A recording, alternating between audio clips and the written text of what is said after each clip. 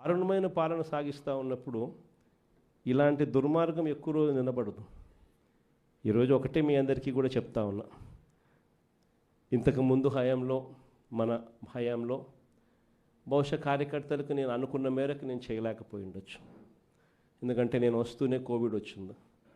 జూన్లో ప్రమాణ స్వీకారం మనం చేసాం. మార్చ్ కల్లా కోవిడ్ లాంటి మహమ్మారిని ఎదుర్కోవాల్సి వచ్చింది. ఇంతకుముందు ఎప్పుడూ కూడా ఊహించలేదు, ఇంతకుముందు ఎప్పుడూ కూడా చూడలేదు. రాష్ట్రంలో అయితే నాకు ఊహ తెలిసినంత వరకు నా వయసులో ఇలాంటి పరిస్థితులు కూడా ఉంటాయి, ఇలాంటి సమస్యలు కూడా రాగలుగుతాయని కూడా బహుశా ఎవరికి కూడా తట్టిండదు.